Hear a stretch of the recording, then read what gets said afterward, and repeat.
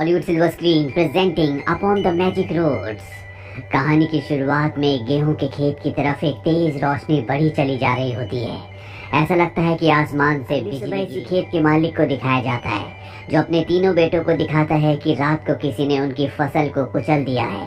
इसीलिए अपने सबसे छोटे बेटे, जिसका नाम जॉन है, जिसे सब बेवकूफ़ समझते हैं, रात को खेत पर पहरा देने के लिए कहता है।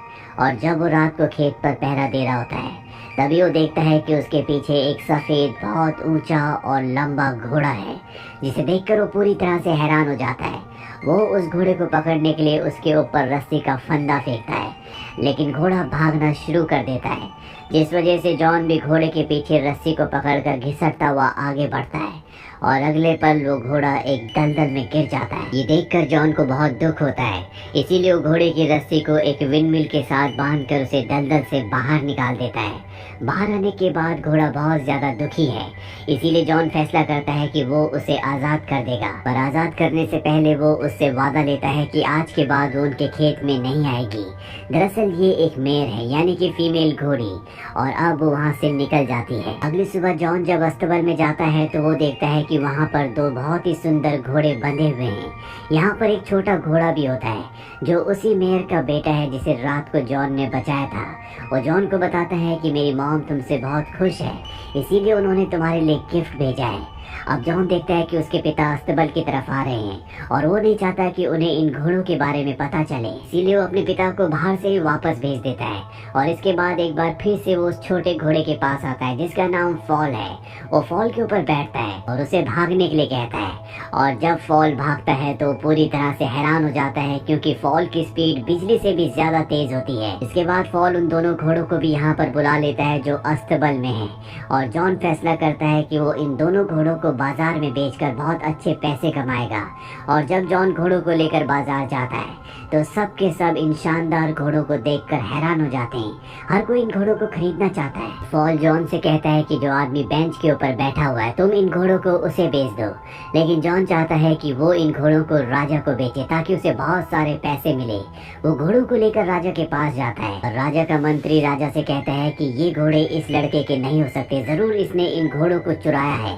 इसीलिए जॉन से दोनों घोड़े ले लिए जाते हैं और उसे एक भी पैसा नहीं दिया जाता। इस बात से जॉन बहुत उदास हो जाता है। जॉन को उदास देखकर फॉल जोर से हिनहाता है, और वो दो घोड़े जो राजा अपने साथ ले गया था, जो राजा की बग्गी को खींच रहे होते हैं, वो फॉल की तरफ यानी कि जॉन की तरफ भागते हुए वापस आ जाते हैं, जिस वजह से राजा की बग्गी आटे की बोरी के ऊपर गिर जाती है, जिससे राजा का पूरा चेहरा सफेद हो जाता है। राजा जॉन को कुछ भी नहीं कहता, क्योंकि इसमें उसकी कोई गलती नहीं होती।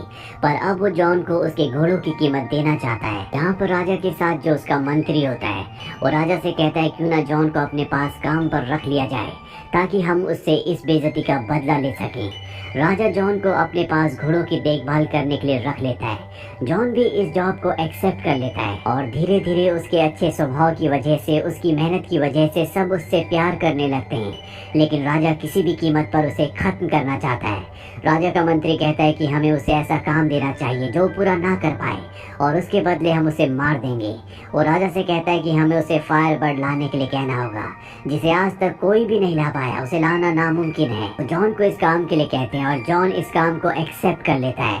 फॉल उसे कहता है कि तुम्हें ऐसा नहीं करना चाहिए था, फायर बर्ड को लाना इतना आसान नहीं है। पर जॉन ने अब इस काम के लिए हाँ कह दिया है, इसीलिए फॉल उसे अपनी पीठ पर बिठाकर बिजली की रफ्तार से यहाँ से दूर एक जंगल में ले जाता है, जहाँ फॉल सबसे पहले उसे एक पेड़ के पास ले जाता है, जिसमें ड्रीम नट्स होते हैं। फॉल कहता है कि इसे फायर बर्ड बहुत पसंद करते हैं, और अगर वो इसे खाएंगे तो गहरी नींद में सो जाएंगे। अभी दोनों के दोनों उस जगह पहुंच जाते हैं जहां पर फायर बर्ड रहता है।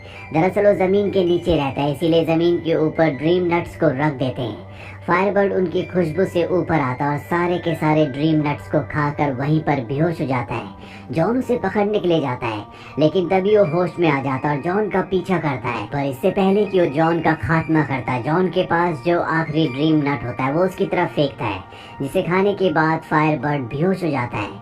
जब सुबह उसे होश आता है तो वो देखता है कि जॉन ने उसे जंजीरों में जकड़ा हुआ है। फायरबर्ड की आंखों में आंसू आ जाते हैं। ये देखकर जॉन को उस पर दया आ जाती है, वो उसे आज़ाद कर देता है। फायरबर्ड यहाँ से उड़ जाता है और एक पंख यहाँ पर जॉन के लिए छोड़ देता है। इसके बाद जॉन वापस अपने राज्य आ जाता है, जहाँ पर वो राजा को और पूरी प्रजा को एक कहानी सुनाता है, पर राजा उसकी बात पर विश्वास नहीं करना चाहता। हालांकि वो राजा को फायरबर्ड का पंख भी दिखाता है, लेकिन इस वक्त वो आग की तरह जल नहीं रहा होता। इसीलिए राजा कहता है कि इसे मौत की सजा मिलेगी और इससे पहले कि वो जॉन को मार दे, यहाँ पर फायरबर्ड आ जाता है, जिसे देखकर सबको यकीन हो जाता है कि जॉन जो कुछ कह रहा था वो सब कुछ सच था और अब राजा उसे मौत की सजा नहीं दे सकता, क्योंकि उसके पास कोई भी वजह नहीं है। लेकिन अब राजा को लगता है कि उसकी और भी ज्यादा इंसल्ट हो गई है, इसीलिए वो किसी भी कीमत पर जॉन को मारना चाहता है। जॉन का मंत्री राजा को एक बार फिर से सलाह देता है। वो राजा से कहता है कि हमें जॉन को बर्फीले माउंटेन की राजकुमारी को लाने के लिए भेजना चाहिए। वो किसी भी कीमत पर उसे नहीं ला पाएगा और तब हम उसे मार देंगे, और अगर वो उसे ले भी आया तो आप उससे शादी कर लेना। राजा को अपने मंत्री का ये आइडिया अच्छा लगता है और वो जॉन को एक काम देता है। जॉन उस बर्फीले माउंटेन के बाहर पहुंच जाता है, जहां पर एक बहुत ही मोटी परत का बर्फीला दरवाजा होता है, जिसे कैसे खोलना है इन दोनों को नहीं पता। और तभी यहाँ पर फायरबर्ड का एक पंख आता है जो उस बर्फीले दरवाजे के अंदर चला जाता है और सारी बर्फ पिघल जाती है। यहाँ पर बहुत सारा पानी आता है जिसमें फॉल बह जाता है। जॉन किले के अंदर चला जाता है, लेकिन उसे नहीं पता कि यहाँ पर राजकुमारी कौन है, क्योंकि यहाँ पर बहुत सारी लड़कियां सोई होती है। और तभी फायरबर्ड का पंख एक लड़की के पास जाता है, वो लड़की उठ जाती है और जॉन समझ जाता है कि यही राजकुमारी है। जॉन उससे कहता है कि हमारे राजा आपसे शादी करना चाहते हैं। राजकुमारी कहती है कि अब असली हीरोज नहीं बचे, इसीलिए मैं शादी नहीं करना चाहती। अगर तुम्हारे राजा खुद बहादुर होते, एक हीरो होते, तो वो खुद मुझे यहाँ पर लेने के लिए आते। और इसके बाद वो चट्टान से नीचे कूद जाती है। जॉन अपनी जान की परवाह किए बगैर उसके पीछे कूद जाता है और इससे पहले कि जमीन से टकराते फॉल उड़ता हुआ आता है और इन दोनों को बचा लेता है। अब रात को ये दोनों जंगल में सो रहे होते हैं और अब कहीं ना कहीं राजकुमारी और जॉन दिल ही दिल में एक दूसरे को पसंद करते हैं। अगली सुबह जॉन राजकुमारी को लेकर राजमहल आ जाता है, जहाँ पर राजा उसे देखकर बहुत गुस्सा होते हैं, क्योंकि वो एक बार फिर से बच गया, लेकिन ना चाहते हुए भी उन्हें उसे तरक्की देनी पड़ती है। अब राजा राजकुमारी से कहता है कि मैं तुमसे शादी करना चाहता हूँ। राजकुमारी कहती है कि मैं तब तक तुमसे शादी नहीं कर सकती जब तक आप मेरी दादी की खोई हुई अंगूठी को वापस ना ले आओ, जो मुझसे एक ओशियन में गिर गई थी। राजा बहुत ही कंफ्यूज हो जाता है और तभी वहाँ पर जॉन आता है और वो ये काम जॉन को दे देता है। जॉन को नहीं पता होता कि अंगूठी वो कहाँ से लाएगा। फॉल को भी इस बारे में कुछ नहीं पता होता, इसीलिए वो अपनी मदर की हेल्प लेता है। उसकी मदर बताती है कि समंदर के बीचों बीच वेल मछली के पेट में वो अंगूठी है। तुम्हें समंदर के बीचों बीच फॉल अपनी पीठ पर बैठाकर जॉन को यहाँ से समंदर के बीच पहुँच जाता है और तभी जॉन उसकी पीठ से गिर जाता है और जब वो पानी के तल पर पहुँचता है तो देखता है कि वहाँ पर बहुत मोटी मोटी जंजीरें हैं जिसमें वो वेल मछली फंसी हुई है। वो उस वेल मछली से पूछते हैं कि तुम्हें किसने जंजीरों में बांधा। वेल मछली की आंखों में आंसू होते हैं। वो कहती है कि मैंने कुछ शिप्स को निगल लिया था, इसके बाद यहाँ जो सेलर्स थे उन्होंने मुझे जंजीर से बांध दिया, लेकिन अब मैं अपनी गलती को सुधारना चाहती हूँ। जॉन को एक आइडिया आता है और वो फॉल के साथ उसकी नाक से उसके मुंह के अंदर घुस जाता है और वेल मछली को छींक दिलवाता है और जैसी वो छींकती है उसकी जंजीरें टूट जाती है। उसके अंदर जितने भी शिप्स होते हैं वो सब के सब बाहर आ जाते हैं और इसके बाद वेल मछली आजाद होकर यहाँ से चली जाती है। और अगले पल एक केकड़ा आता है जिसके पास राजकुमारी की वो अंगूठी होती है जिसे लेने के लिए जॉन यहाँ पर आया था। वो केकड़ा बताता है कि वेल मछली हर किसी के दिल की बात को जान लेती है और उसने तुम्हारे लिए ये तोहफा भेजा है। अंगूठी लेकर जॉन वापस आ जाता है और वो अंगूठी लेकर वो राजकुमारी के पास जाता है। राजकुमारी अंगूठी पाकर बहुत खुश हो जाती है। वो समझ जाती है कि जॉन एक असली हीरो है और उसके लिए कुछ भी कर सकता है। जॉन के पीछे फॉल भी होता है जिसे राजा देख लेता है और वो उसे गोली मार देता है जिससे वो नीचे गिर जाता है। इसके बाद जॉन के ऊपर आरोप लगाया जाता है कि वो राजकुमारी को किडनैप करने के लिए गया था। उसे उसकी नौकरी से निकाल दिया जाता है और कारागार में डाल दिया जाता है और ऐलान किया जाता है कि कुछ ही दिनों में उसे सजाए मौत दे दी जाएगी। इस बात से फॉल और राजकुमारी दोनों के दोनों बहुत दुखी होते हैं। हालांकि फॉल को गोली मारी गई थी लेकिन वो बच गया होता है। अब राजकुमारी फॉल के पास आती है जो कि परेशान है और वो फॉल को बताती है कि मैंने राजा से कहा था कि अगर तुम मुझसे शादी करना चाहते हो तो तुम्हें 3 अलग अलग कुंड में नहाना होगा। सबसे पहले कुंड में बहुत ही गर्म उबलता हुआ पानी होगा, दूसरे में बर्फ की तरह ठंडा पानी होगा और तीसरे में उबलता हुआ दूध होगा। ऐसा करने से तुम फिर से जवान हो जाओगे।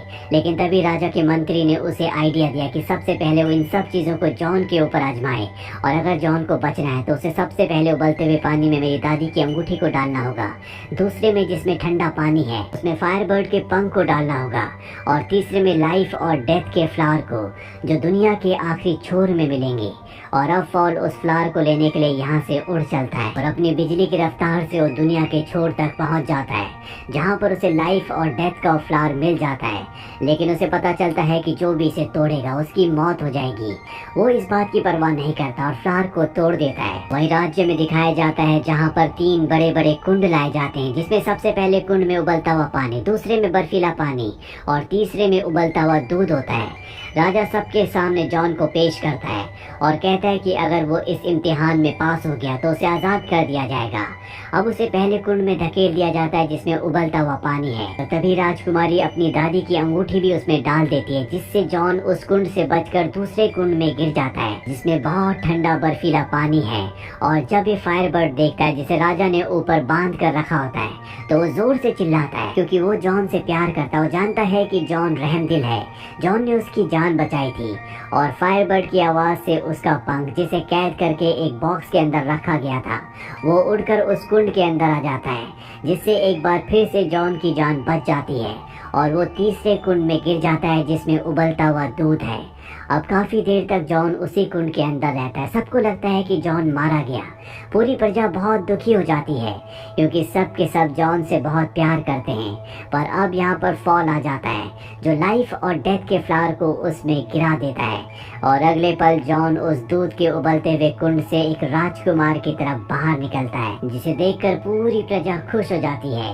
राजा लेकिन अंदर से बहुत ज्यादा जेलस हो चुका है और वो भी राजकुमार की तरह जवान बनना चाहता है, इसीलिए वो पहले उबलते हुए कुंड के अंदर कूद जाता है और अगले पल वो एक बबल के अंदर कैद होकर बाहर निकलता है, जो राजा को अपने साथ यहाँ से दूर ले जाता है। ये देखकर पूरी प्रजा खुश होती है, क्योंकि राजा को कोई भी पसंद नहीं करता था और अब जॉन को यहाँ का नया राजा बना दिया जाता है। राजकुमारी और जॉन शादी कर लेते हैं। वही फॉल को लगता है कि वो मरने वाला है, क्योंकि उसने फूल को तोड़ा था, पर राजकुमारी उसे बताती है कि तुम नहीं मरोगी, ये सिर्फ एक इम्तिहान था जिसमें तुम पास हो गए। और इस तरह से इस कहानी की एक हैप्पी एंडिंग हो जाती है। ये एक रशियन फिल्म थी जो साल 2021 में रिलीज हुई थी। IMDb पर इसकी रेटिंग है 5.7। उम्मीद करते हैं कि ये कहानी आपको पसंद आई होगी।